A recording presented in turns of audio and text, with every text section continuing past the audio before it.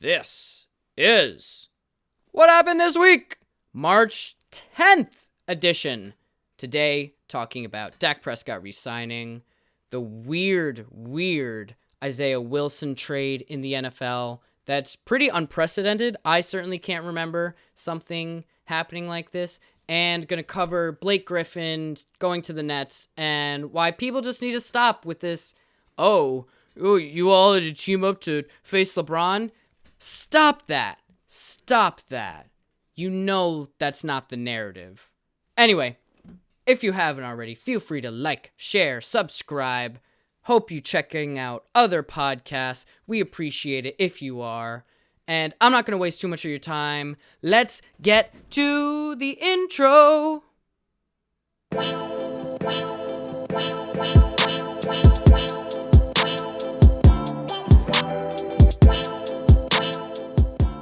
Alright, hope you enjoyed the intro. It didn't change much from last time. But anyway, today on our first topic, talking about Blake Griffin joining the Brooklyn Nets. And I also have a little bit of a LeBron thing at the end of that. So, on Monday, Blake Griffin joined the Brooklyn Nets after being waived by the Detroit Pistons. You know, he spent 3.5 years in Detroit, but now he's able to join KD, Kyrie Irving, James Harden, and some old teammates in DeAndre Jordan and Jeff Green. So, Blake Griffin is obviously not the player he used to be, right? He used to be an incredible athlete who could dunk over literally anyone in the NBA, but because of injuries and age and whatever, he's had to shift his game into be more of a facilitator and more of a shot creator for himself. So, what does that mean for him joining the Nets? Well, okay. So, the Nets already have a really stacked team. And I think that this now gives them some versatility, right? So you can play him as a small ball 5, which basically means you don't have somebody who's a center out there. You just have Blake Griffin come in and play a very defined role and be like, all right, Blake, just roll to the basket and dunk, right? And I think that Griffin has shown when he's healthy, he can be a good facilitator in a modern NBA offense. You know, he had 6 assists per game with the 17-18 Pistons, 5.5 the next year. And again, this is in Detroit playing with players like Andre Drummond and Reggie Jackson, 2 players not known for their floor spacing or their playmaking. But now you're adding him to a team with KD, Kyrie Irving, and James Harden. You know, if he can play 20 minutes a game with teammates like this, his efficiency has to go up. Right now, his efficiency and his numbers are terrible. Terrible. He's shooting his career worst. And again, you know, this is in Detroit, so there's definitely some motivation stuff. And who the hell knows if he's really healthy. But I saw a take recently where it was like, oh, you know, Blake Griffin, Kyrie Irving, James Harden, Kevin Durant have to team up to, you know, beat LeBron. Can we stop that? Can we please stop that? Because, first of all, if you want to shit on somebody for just trying to win, okay, stay at your current job. Don't try and earn more money. Don't try and succeed in your fucking career. You know, having that mindset is so dumb. And then to say, oh, you know, this is all to beat LeBron. Shut up. LeBron has abandoned teams and left them to burn. And nobody says anything about it because LeBron is trying to win. So then when, you know, somebody like Blake Griffin does it, it's like, oh, blah, blah, blah, all this to beat LeBron. Stop it. It's the fucking pot calling the kettle black. Like, come on now. Why are we shitting on people who are just trying to win? I think this is just LeBron fans being caught up in their own shit and not realizing the level of hypocrisy that they're spouting. Because again, LeBron has literally abandoned teams for a better opportunity to win a ring. If LeBron were still in Cleveland right now, he'd be screwed. I mean, yeah, they'd probably be competing, but damn, come on now. It's honestly, it's kind of a casual fan take because you can make the narrative like that, but then if you really look at it, it's like, oh, that's not really true, and it's a bullshit fucking narrative. I don't know. I saw a bunch of posts on Instagram and Twitter about it, and it really got under my skin. Anyway, so just back on Blake Griffin. He's been hampered by injuries and playing directionless basketball, but Brooklyn presents an opportunity for him to write a new story. The Nets roster is already stacked with players that can contribute, so even if Griffin flops, it's not going to matter. And we've seen career revivals of players like Bruce Brown and Timothé Luwawu-Cabarrot when they are asked to do less and focus on their role specifically in Brooklyn. So why not Griffin, given the talent that has been amassed on this roster? At worst, this is a low-risk, high-reward move, and I think people need to stop shitting on it. So the next story is a little bit of a weird one, and one that's definitely not going to be picked up sort of in the national media. At least, I mean, maybe it got picked up, but it's not on the A, B, or C block. This is 3 hours in on whatever show is on ESPN, and they're like, oh yeah, blah, blah, blah. So basically, there's a player named Isaiah Wilson who yesterday was traded for a 7th round draft pick, right? And normally it'd be like, oh, okay, he's not a great player, but they still got a tiny bit of value from him. And this is literally the lowest value you can get other than just straight up saving money. So the reason why it's such a catastrophe is not even a year ago, he was a 1st round draft pick by the Tennessee Titans. And if that's a little confusing, I'll explain it. So each year, NFL is a draft. Each team has 1 draft pick. Depending on how you do in the season, determines where you pick in the draft. So the Titans, they made it to the semifinals of the NFL, essentially, and they picked this player in the 1st round. And now they're getting a 7th round pick. That's like getting a Ferrari or a Lamborghini and being like, hey, you want this car for a ham sandwich? So it's like, what the hell happened? Right? So once during training camp, before he was even signed to a professional contract, he was caught going to a party at Tennessee State while the university had a no visitors policy, by the way. He was given a trespass warning, even though the party wasn't on campus. And so he got a warning for that. And the team was like, okay, fine, cool, whatever.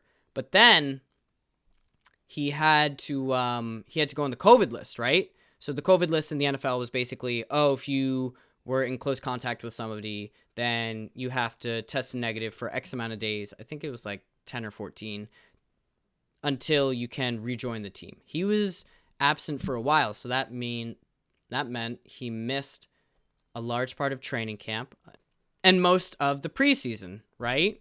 So it's like, whoa, what the hell happened?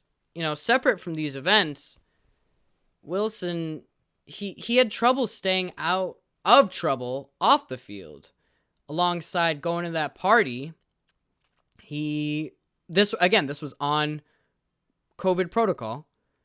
He was caught driving. Well, not driving, but he crashed his car into a wall after apparently doing donuts. And then when the officer arrived, he did a breathalyzer, and homie blew a 0.107%, which is very illegal compared to that of the legal limit of 0.08%. And again, this was when he was on the COVID list. So then he's removed from the COVID list after spending a month on there. And again, could not practice with the team during this time. And sort of didn't really do anything. He wasn't able to beat out the guy in his current position, which was right tackle. And So then come week 12 in the NFL, I believe it was November 29th, he only played 3 snaps, so that's 3 plays, and that was it. Besides another on special teams, which is like blocking for a field goal, right? So you look at it and you're like, what the hell happened? And then, not a week later, Wilson is suspended the next game against the Browns for violating team rules.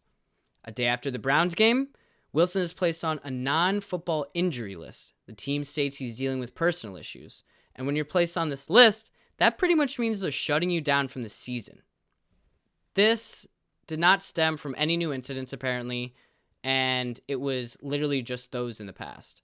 So then, on New Year's, he was seen partying in a viral video without a mask in Florida, and they identified him by his nose ring, his trademark necklace, which is literally a massive panda head with jewels in it, and his red tinted hair. After the Super Bowl, the GM of the Titans stated, for whatever reason, the player this fall that was here in Nashville wasn't the guy we spent time with last year. And whatever happens next is going to be on Wilson. After that, Wilson tweeted on February 22nd, he's done playing football with the Titans. So apparently he didn't speak to his GM, general manager, for 2 months. And then March 8th, which was Monday, I'm recording on a Tuesday, but it'll be a Wednesday. He's traded for a 7th round pick to the Dolphins. And, I don't know. It seems that he fucked around, got caught up in COVID-related messes twice, didn't handle not playing too well, picked up a trespassing warning and a DUI in separate incidents. I don't think the Titans liked the direction he was headed in, so he was suspended, and then maybe he caught wind of the Titans trying to shop him or trade him. He tweeted he was done. That further tanked his trade value, and that was it. That was basically it. So, it's truly embarrassing if you're the Titans, because, you spend a lot of time evaluating a player, you get to know him in interviews, and you didn't see the side of him, I guess. Honestly, I do hope whatever is going on with him, he's going to be okay. He's probably made millions of dollars, so, he'd be all right. But again, I do hope this fresh start is a help for him.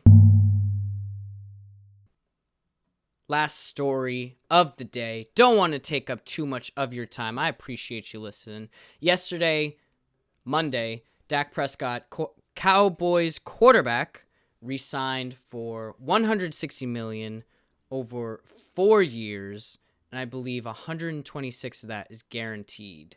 So, first of all, that's a lot of damn money for a quarterback who has only won one playoff game, right? And I know Jerry Jones is 78 and he wants to win another ring and he believes Dak is his guy. But let me read you some of the quarterbacks who are annually making less money than him. Deshaun Watson, Russell Wilson, and Aaron Rodgers. You're telling me that Dak Prescott is worth more than all those players? I don't think so. I don't think Dak deserves more money than Russ, A-Rod, or Deshaun. Everyone else beyond that, your your Jared Goffs, your Kirk Cousins, your Carson Wentz's, I'm okay with Dak Prescott making more money than him. And by the way, Dallas definitely did not want to pay him this, but I'm sure pressure from fans in the locker room probably got this done. And at the end of the day, you now don't have to worry about QB for 4 more years. And unless Dak falls off a cliff, you're okay. You're okay. It's like, all right, we have Dak, we have our quarterback, and, we have our running back signed for a ton of money. We have our wide receiver also signed for a ton of money. And it's going to get tough to now re-sign some of these studs on the defensive line or other players like Leighton Vander Esch or, again, DeMarcus Lawrence on the defensive line. It's a lot of money tied up in your offense, and I guess the thought is, okay, we're going to get the most important positions, and then defense will sort of figure it out from there. So I don't know if I personally would have given him $40 million a year, but what position are you in, right? What position are you in to say, you're you're not our leader, and we don't believe you deserve this much money. In 2 years, Dak Prescott is probably going to fall down the list of quarterbacks in terms of annual salary. Because that's just the way the salary cap works in the NFL. It's like, oh, this player got this money. Cool. I'm going to use that as leverage, get more money, because the salary cap is just going to continue to rise, so you should pay me more. So, again, I understand the move. Would I have done it myself? I don't know. But luckily, I'm not Jerry Jones, and I'm not the guy who has to give him all that money. I think his signing bonus was north of $60 million, so he's going to earn like something stupid like $75 million this year. That's a lot of damn money. And you know what? Good for Dak. Dak, good for you. You got your bag. You bet on yourself. And hats off to him. He got paid. I don't know how excited I am if I'm trying to figure out salary cap situations in the future. But you don't have to worry about that right now because they have their quarterback. They got their guy. I'm going to cut this one a little short just because I went a little long. All right, friends. I appreciate y'all listening to What Happened This Week. It is